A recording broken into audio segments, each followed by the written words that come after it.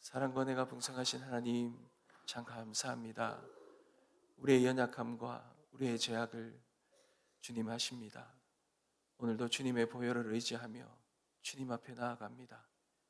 우리의 이 연약함들, 우리의 죄악들, 우리의 이 더러움들, 우리의 거짓됨들, 주님 앞에 보혈을 의지하며 나아갈 때에 주님 우리를 긍휼히 여기시고 우리를 용서하여 주시옵시고 보혈로 우리를 깨끗게 하시며 정결케 하시며 새롭게 하여 주시옵소서. 보혈의 이 큰 은혜를 우리에게 부어주셨는데 하나님, 우리가 이 보혈을 망각하지 않고 살아가게 하여 주시옵소서.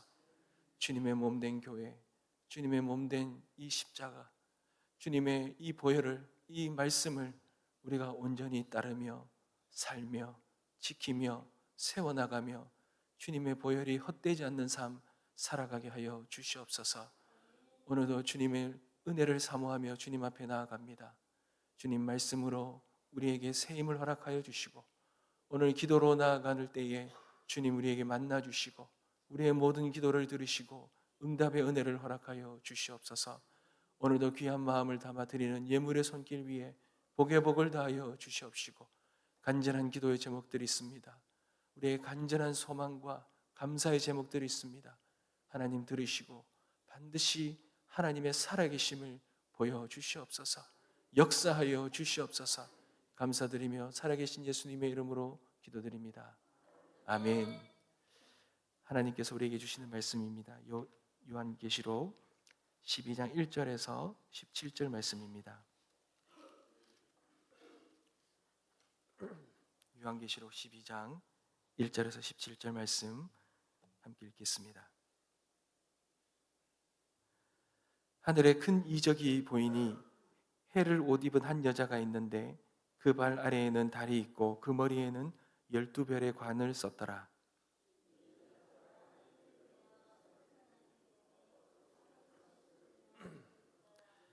하늘에 또 다른 이적이 보이니 보라, 한 큰 붉은 용이 있어 머리가 7이요 뿔이 10이라. 그 여러 머리에 7 왕관이 있는데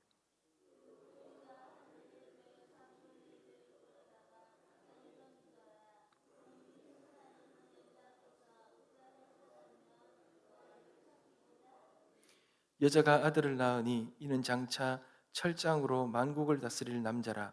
그 아이를 하나님 앞과 그 보좌 앞으로 올려가다가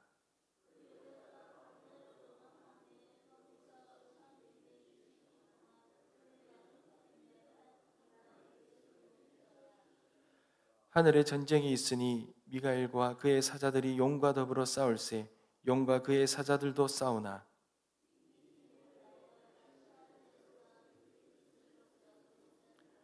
큰 용이 내쫓기니 옛뱀 곧 마귀라고도 하고 사단이라고도 하며 온 천하를 깨는 자라.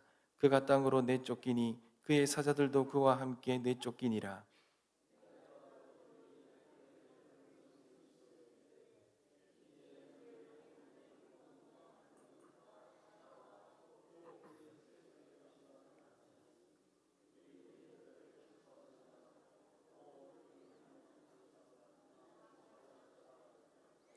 또 우리 형제들이 어린 양의 피와 자기들이 증언하는 말씀으로써 그를 이겼으니 그들은 죽기까지 자기들의 생명을 아끼지 아니하였도다.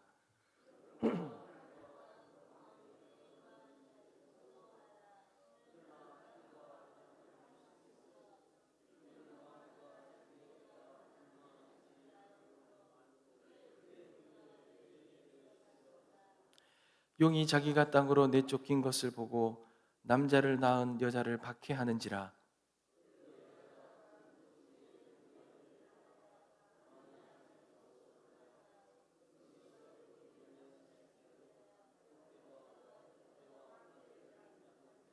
여자의 뒤에서 뱀이 그 입으로 물을 강같이 토하여 여자를 물에 떠내려가게 하려 하되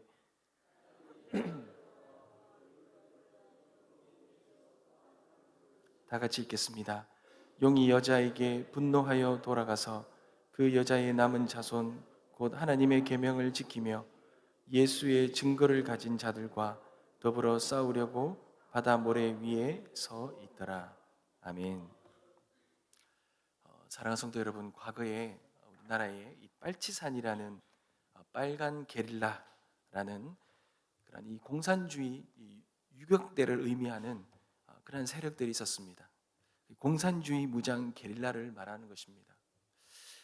이들은 해방 이후에 나라가 이 좌우 이념이 대립되는 속에서 남한 곳곳에 공산 세력을 형성하고 끝까지 이 공산 이 세력들을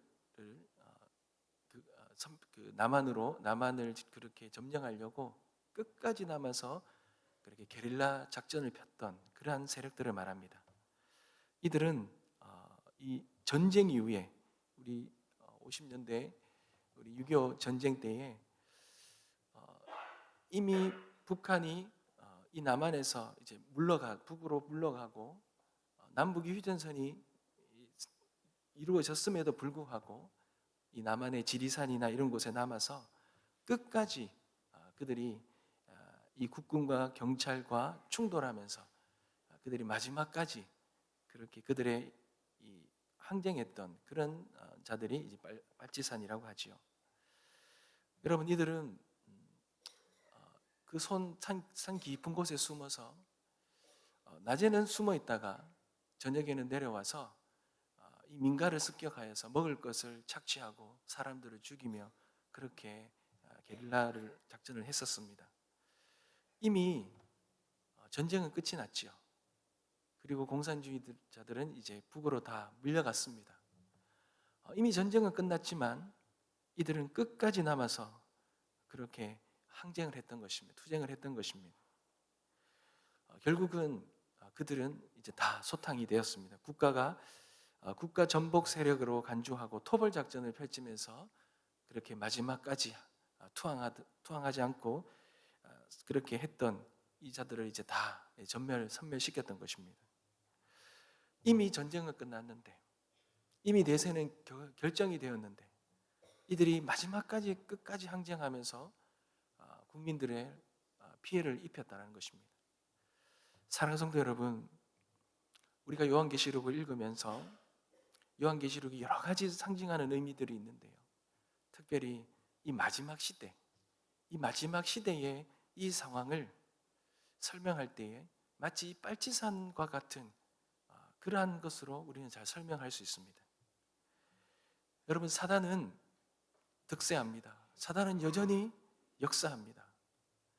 하나님의 몸된 교회들 그리고 성도들을 넘어뜨리려고 끝까지 항쟁합니다. 그러나 여러분, 이미 이 전쟁은 승패가 가려져 있습니다. 이미 전쟁은 아직까지 여전히 남은 전쟁은 치루어지겠지. 마지막까지 그렇게 항쟁하면서 끝까지 그 사단은 넘어뜨리려고, 하나님의 몸된 교회와 성도들을 넘어뜨리려고 하겠지만, 그러나 이미 이 전쟁은 예수 그리스도께서 승리한 것으로 결론이 나 있습니다. 그러니 우리는 그 승리한 전쟁을 지금 전쟁 속에 있는 거지요. 물론 여전히 이 사단이 마지막까지 발악을 해서 그 빨치산이 마지막까지 남아 있으면서 그 국민들을 저녁이나 이런 내려와서 피해를 입히는 것처럼 어렵게 만들고 힘드는 부분들이 있지만, 그러나 전쟁은 이미 승리로 끝난 것입니다. 그것을 잘 말해주는 것이 오늘 이 본문의 말씀입니다. 여러분, 오늘 1장을 보시면 한 여인이 등장하지요. 해를 입고 발 아래 달을 밟고 머리에는 12벼루의 관을 쓰고 있단 말합니다. 이 여인은 하나님께서 선택하신 이스라엘을 상징합니다. 그리고 예수 그리스도를 낳은 이 교회를 상징하는 것입니다. 그러니 이 여인이 낳은 아이는 철창으로 만국을 다스릴 메시아, 예수님이라는 것입니다. 하지만 본문에는 또 다른 존재가 등장하지요. 바로 붉은 용입니다. 사단을 의미하며 상징하지요. 근데 이 용은 메시아의 탄생을 방해한다 그럽니다. 그리고 그 메시아의 역사를 무너뜨리려고 애씁니다. 그런데 결국은 실패한다 그러지요. 하나님은 이 아이를 보호하시고 여인을 광야로 이끄셔서 지키십니다. 그러니 이 광야는 하나님의 특별한 보호와 은혜가 있는 장소입니다. 사단이 무슨 수를 동원해도 세상을 구원하려는 이 하나님의 계획은 막을 수가 없는 것입니다. 이어서 또 하나의 전쟁을 소개하는데요. 바로 하늘에서 벌어진 전쟁입니다. 미가엘과 천사들이 용과 싸우면서 마침내 용이 하늘에서 쫓겨난다 그러죠. 이 쫓겨난 용은 성도를 하나님 앞에 끊임없이 정죄하고 참소하던 그런 자였습니다. 그런데 하나님은 승리를 선언하셨어요. 승리했다는 것입니다. 중요한 것은 성도들이 어떻게 승리했냐라는 것이죠. 이미 이 모든 싸움은요, 끝났습니다. 사단은 패해서, 사단은 쫓겨나서, 그래서 이 하나님의 몸된 교회와 그 성도들을 괴롭힙니다. 넘어뜨리려고 합니다. 그러나 예수 그리스도의 그 보혈의 능력으로 이미 승리한 것입니다. 그것을 잘 보여주는 것이 11절이죠. 또 우리 형제들이 어린 양의 피와 자기들이 증언하는 말씀으로써 그를 이겼으니 그들은 죽기까지 자기들의 생명을 아끼지 아니하였도다. 여러분, 성도가 승리한 세 가지 요소가 무엇이라고 말합니까? 첫 번째가 어린 양의 피죠. 예수 그리스도의 십자가 보혈의 이 능력으로 우리는 이미 승리한 것입니다. 그리고 증언하는 말씀이라 그러죠. 복음의 말씀. 여러분, 이 복음의 말씀은 반드시 성취되는 것입니다. 이 복음의 말씀은 승리의 말씀입니다. 그러니 우리가 승리했다는 것을 어떻게 알 수 있습니까? 이 복음의 말씀을 끝까지 담대하게 선포하는 것이죠. 그것이 승리한 삶의 증거라는 것입니다. 그리고 마지막으로 순교적인 신앙을 말합니다. 생명을 아끼지 않고 믿음을 지켰다라는 것입니다. 그러니 이것이 우리가 가진 승리의 무기라는 거예요.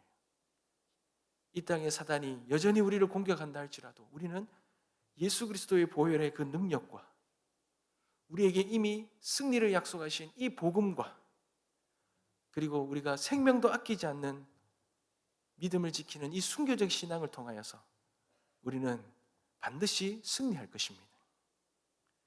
사랑하는 성도 여러분, 그러나 사단은 끝까지 그들이 마지막 모든 것이 멸망하기 끝에까지 그 끝까지 그들의 그 항쟁은 계속될 것입니다. 13절을 한번 보십시오. 땅에서는 계속해서 사단의 공격이 이어진다 그럽니다. 사단은 하늘에서 쫓겨난 이후에 교회를 상징하는 여인을 계속해서 공격하기 시작한다 그러죠. 그러나 하나님이 어떻게 하신다고요?